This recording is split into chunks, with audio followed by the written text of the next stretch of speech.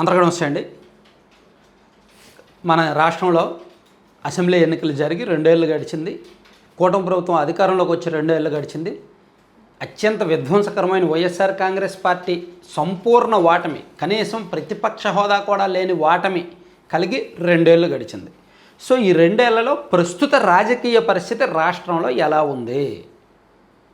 జగన్మోహన్ రెడ్డి గారేమో, వైసీపీ వాళ్ళేమో ఖచ్చితంగా అధికారంలోకి వచ్చేస్తాము, కూటమి పని అయిపోయింది అని చెప్తున్నారు. కూటమి వాళ్ళేమో మళ్ళీ మనమే గెలుస్తాము, మళ్ళీ మనమే పొత్తులో ఉంటాము, సో 15 ఏళ్ళు 20 ఏళ్ళు మనం అధికారంలో ఉంటాము అని చాలా కాన్ఫిడెంట్గా చెప్తున్నారు. సో ఎవరి లెక్కలు వాళ్ళవి, ఎవరి కాన్ఫిడెన్స్ వాళ్ళది. సో ఈ నేపథ్యంలోనే వీళ్ళేమి ఖాళీగా ఉండరుగా. టీడీపీ అధినేత చంద్రబాబు గారు ప్రభుత్వం ద్వారా అండ్ ప్రైవేట్ ఏజెన్సీల ద్వారా రకరకాల సర్వేలు ఏజెన్సీల ద్వారా ఒక 10 రకాల సర్వేలు చేయిస్తున్నాను అని చెప్పి ఆయనే చెప్పారు. మొన్న ఒక రివ్యూలో కూడా చెప్పారు, 10 రకాల సర్వేలు చేయిస్తున్నాను ప్రభుత్వ పనితీరు మీద, ఎమ్మెల్యేల పనితీరు మీద అని. సో ఆ సర్వేల ప్రకారం మనకి 8% ఓటింగ్ పెరిగింది అని కూడా చెప్పారు. అండ్ జగన్మోహన్ రెడ్డి గారు కూడా ఒక 4 రకాల సర్వేలు చేయిస్తున్నారు. ఢిల్లీకి సంబంధించిన నేషనల్ మీడియా ఏజెన్సీ ద్వారా ఒక సర్వే జరుగుతుంది. అండ్ తన దగ్గర ఉన్న పొలిటికల్ అడ్వైజర్ ఒక ఆయన ఉన్నాడు, ఆయన ద్వారా నిత్యం సర్వే జరుగుతుంది. అలాగే ఐపాక్లో పనిచేసిన ఒక మహిళ ఉద్యోగి ప్రస్తుతం వైసీపీలో మొత్తం పొలిటికల్ వ్యవహారాలు, సర్వే వ్యవహారాలు, సోషల్ మీడియా వ్యవహారాలు చూసుకుంటున్నారు. ఆమె ఆధ్వర్యంలో ఎప్పటికప్పుడు సర్వేలు జరుగుతుంటాయి. అండ్ ప్రైవేట్ ఏజెన్సీ మరొకటి, ఇలా 4 రకాల సర్వేలు వైసీపీ కూడా చేయిస్తోంది. సో వీళ్ళు కూడా ఒక 5 to 6% ఓటింగ్ పెరిగింది అని వీళ్ళ లెక్కలు వీళ్ళు వేసుకుంటున్నారు. సో ఎవరి డబ్బాలు వాళ్ళు కొట్టుకుంటున్నారు. వీళ్ళేమో 8% ఓటింగ్ పెరిగింది అంటున్నారు, వీళ్ళేమో 5 to 6% పెరిగిందని వాళ్ళ లెక్కలు చెప్పుకుంటున్నారు. అయితే వాస్తవం ఏమిటి అనేది మనం ఈ వీడియోలో with reasons, with valid reasons చూద్దాం. నేనేమంటానంటే, కూటమికి, తెలుగుదేశం పార్టీ కూటమికి ఇప్పుడు ఉన్న అంచనా ప్రకారం 6 నుంచి 8% తగ్గింది అంటాను నేను. ఓటింగ్ తగ్గింది 6 నుంచి 8%. కారణాలు ఏంటనే చెప్తా. అలాగే వైఎస్ఆర్ కాంగ్రెస్ పార్టీకి 5 నుంచి 6% ఓటింగ్ తగ్గింది అంటాను నేను. సో వీళ్ళకేమో 40% ఎంతో వచ్చింది, స్టిల్ ఓటింగ్ తగ్గింది. వీళ్ళకి 57% వచ్చింది, ఇప్పుడు ఓటింగ్ తగ్గింది. మరి తగ్గిన ఓటింగ్ ఎక్కడికి వెళ్ళిపోయింది, ఎవరి జేబులోకి వెళ్ళిపోయింది అనే డౌట్ రావచ్చు. చాలా వర్గాలు ఎన్నికల టైంలో ఓట్లు ఒక పార్టీ డిసైడ్ అవుతారు. ఎన్నికలకు ముందు, ఎన్నికలు లేనప్పుడు, పొలిటికల్గా అన్సీజన్గా ఉన్నప్పుడు వాళ్ళ మైండ్లో ఉన్న రాజకీయ ఆలోచనలు పక్కన పెట్టేసి, పార్టీల అభిమానాలు పక్కన పెట్టేసి తటస్థవాదులుగా ఉంటారు. అధికార పార్టీ పనితీరు బాగోకపోతే న్యూట్రల్ అయిపోతారు. ప్రతిపక్ష పనితీరు కూడా బాగోకపోతే వీళ్ళని కూడా మనం లైక్ చేయడం అనవసరం, వీళ్ళ పరిస్థితి కూడా బాగలేదు, కొన్నాళ్ళు ఆగి చూద్దాంలే, ప్రస్తుతానికి 2 పక్షాలు బాగలేవు, కొన్నాళ్ళు ఆగి చూద్దాంలే అనే ధోరణిలోకి వెళ్తారు.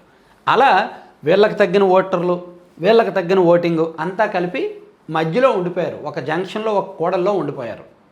న్యూట్రల్ ఓటర్లుగా మారిపోయారు. మేబీ ఎన్నికల సమయానికి అటు మొగ్గు చూపుతారా, ఇటు మొగ్గు చూపుతారా, వీళ్ళకి తగ్గింది వీళ్ళకి యాడవుద్దా, వీళ్ళకి తగ్గింది వీళ్ళకి యాడవుద్దా అనే దాన్ని బట్టి ఫలితాలు ఉంటాయి. సో ఎందుకు తగ్గింది వీళ్ళకి అనేది మనం ఈ వీడియోలో చెప్పుకుంటే, సో ఇక్కడ మహిళల్లో ఓటింగ్ బాగా తగ్గిందండి. మహిళల్లో తగ్గింది. దానికి కారణం గతంలో వైసీపీ, అంటే గ్రామీణ ప్రాంత మహిళల్లో ఓటింగ్ తగ్గింది. గతంలో వైసీపీ అధికారంలో ఉన్నప్పుడు మంచి స్కీమ్స్ ఇచ్చారు. ఇది జగనన్న చేయూతని సంవత్సరానికి 18,750 ఇలాంటి స్కీమ్ ఇచ్చారు. అండ్ బెల్ట్ షాపులు అంత వెచ్చలవిడిగా లేవు. కానీ ఇప్పుడు కూటమి వచ్చాక ఆ స్కీమ్ లేదు, అతిపెద్ద స్కీమ్ లేదు. వీళ్ళేమో ఆడబిడ్డ నిధి ఇస్తామన్నారు, అదేమో ఇవ్వడం లేదు. అది ఆ చర్చ రూరల్ ఏరియాలో బాగా జరుగుతుంది. జగన్ గారు ఉన్నప్పుడు ఆ డబ్బులు ఇచ్చేవాళ్ళు, స్కీమ్ వచ్చేది, వీళ్ళు వచ్చాక ఏమీ ఇవ్వట్లేదు అని. అండ్ బెల్ట్ షాపులో విచ్చలవిడిగా చాలా దారుణంగా నీచంగా ఉన్నాయి. కాబట్టి మహిళల్లో ప్రభుత్వం మీద వ్యతిరేకత ఉంది, కొన్ని వర్గాల్లో ఉంది. అండ్ ఉద్యోగుల్లో ఉంది. ఉద్యోగుల్లో కూడా కూటమి మీద వ్యతిరేకత ఉంది. దానికి కారణం ఏంటంటే, పీఆర్సీ అమలు చేయకపోవడం, ఐఆర్ఏ ఇవ్వకపోవడం, డిఎల్ పెండింగ్ ఇవ్వకపోవడం, వీళ్ళకి ఇచ్చిన హామీలు నెరవేర్చకపోవడం. సాధారణంగానే ఏ ప్రభుత్వం అధికారంలో ఉన్నా ఉద్యోగులు వాళ్ళకి వ్యతిరేకంగానే మారతారు. ఎన్నికల టైంలో అటో ఇటో నిర్ణయం తీసుకుంటారు. కాబట్టి ఉద్యోగ వర్గాలు కూడా ప్రస్తుతానికి తటస్థ వర్గాల్లోకి వెళ్ళిపోయారు. అండ్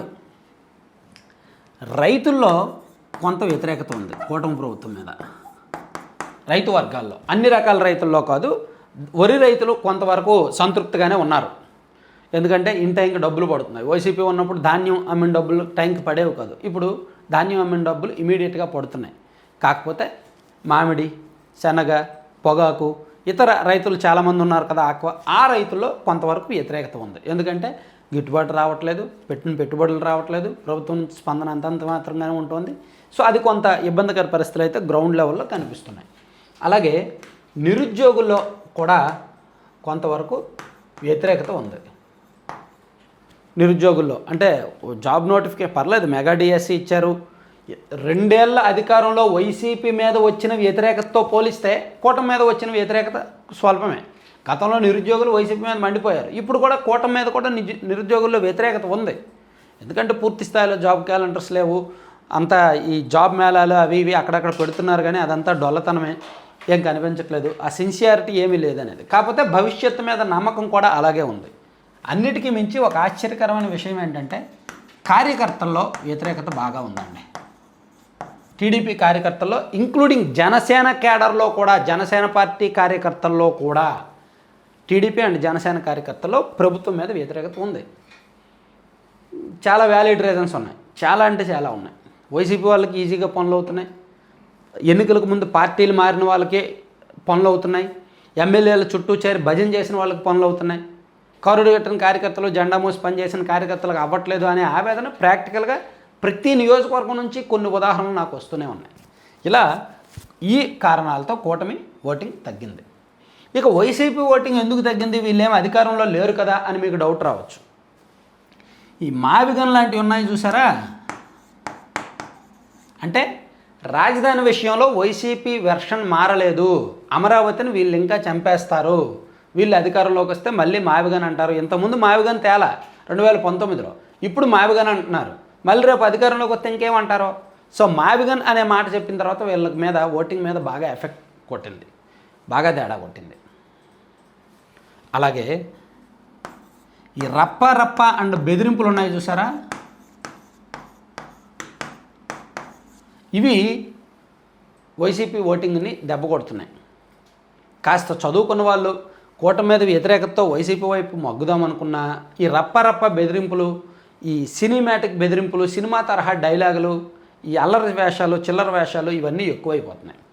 ఇవి ఎక్కువ అవుతున్న కారణంగా వైసీపీ మీద ఓటింగ్ పెరగడం లేదు. అండ్ వైసీపీకి ఉన్న ఓటింగ్ కూడా, వాస్తవ ఓటింగ్ కూడా తగ్గిపోతుంది. ఇంకా గతంలో అధికారంలో ఉన్నారు కాబట్టి అధికారాన్ని చూసి భయపెట్టో బెదిరించో కొంతవరకు ఓటింగ్ వేయించుకున్నారు కదా. ఆ అధికారం కోల్పోయినప్పుడు ఆటోమేటిక్గా కొంత ఓటింగ్ తగ్గుద్ది కదా. అలా ఆటోమేటిక్గా తగ్గిన ఓటింగ్ కూడా గత ఎన్నికలతో పోలిస్తే అది కొంత తగ్గింది. వీటితో పాటు ఈ ఫేక్ ప్రచారాలు, ఫేక్ పాలిటిక్స్, సరైన నిర్దేశిత రాజకీయ విధానాలు లేకపోవడం, గ్రామ స్థాయి నుంచి బూత్ లెవెల్ నుంచి పార్టీ పూర్తి స్థాయి కార్యవర్గాలు లేకపోవడం, చాలా చోట్ల నియోజకవర్గాల ఇన్ఛార్జీలు ఇన్యాక్టివ్గా ఉండడం, అండ్ జగన్మోహన్ రెడ్డి గారి వైఖరిలో మార్పు రాకపోవడం, జగన్ వైఖరి ప్లస్ క్వాటరీ, ఇలా ఈ కారణాలు. జగన్మోహన్ రెడ్డి గారి వైఖరిలో మార్పు రాకపోవడం, ఏదో ఈ 2 ఏళ్లలో అసలు వైసీపీ వాళ్ళు ఏం చేశారని వాళ్ళు ఓటింగ్ పెరగడానికి ఒక్క మాటకు సమాధానం చెప్పండి. అసలు వాళ్ళు ఏం చేశారని వాళ్ళు ఓటింగ్ పెరగాలి. జగన్మోహన్ రెడ్డి గారు నెలకు ఒక ప్రెస్ మీట్ పెట్టారు, లేదా 20 రోజులకు 3 వారాలకు ఒక ప్రెస్ మీట్ పెట్టారు, అందుకు ఓటింగ్ పెరిగిపోద్దా? జగన్మోహన్ రెడ్డి గారు వాళ్ళ కార్యకర్త ఎవరో చనిపోతే, ఎవరైనా జైలుకి వెళ్తే వెళ్ళి పరామర్శించారు, అందుకు ఓటింగ్ పెరిగిపోద్దా? జగన్మోహన్ రెడ్డి గారు ఏదైనా రైతులకు గిట్టుబాటు ధర లేకపోతే పంట రైతులను పరామర్శించడానికి వెళ్ళారు, వెళ్ళి అక్కడ సీఎం అని నినాదాలు చేయించుకొని అక్కడ హడావుడి చేశారు, ఓటింగ్ పెరిగిపోద్దా? జగన్మోహన్ రెడ్డి గారు వాళ్ళ నాయకుల ఇళ్ళ పెళ్ళిళ్ళకి వెళ్ళారు, పెళ్ళిళ్ళకి వెళ్ళినప్పుడు చుట్టుపక్కల నియోజకవర్గాల నుంచి ఒక 5-6 వేల మంది జనాల్ని రప్పించి సీఎం అని అర్పించుకున్నారు, అందుకు ఓటింగ్ పెరిగిపోద్దా? పెరగదుగా, తగ్గుతుంది. వైసీపీ ఓటింగ్ ఇటువంటి అనేక కారణాలతో తగ్గుతుంది. సో ఇలా ఈ 2 పక్షాల ఓటింగ్ తగ్గుతుంది. ఈ తగ్గిన ఓటింగ్ ఏమవుతుందంటే మధ్యలో ఒక న్యూట్రల్ అనే ఓటింగ్ ఉంటుంది కదా, న్యూట్రల్ ఓట్ బ్యాంక్ ఉంటుంది కదా, ఆ న్యూట్రల్ ఓట్ బ్యాంక్ ఖాతాలోకి చేరుతుంది. అలా చేరింది ఎన్నికల సమయానికి ఇటైనా రావచ్చు, మళ్ళీ ఇటైనా రావచ్చు. సో ఇటు వస్తుందా అనేది ఎన్నికల టైంలో డిసైడ్ అవుతారు జనం.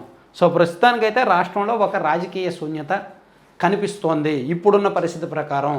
ఎందుకంటే వైసీపీ చేసిన తప్పుల్లో కొన్ని కూటమి కొనసాగిస్తోంది, అండ్ కొత్త తరహా తప్పులు కూడా జరుగుతున్నాయి అనేది వాస్తవం. Thank you.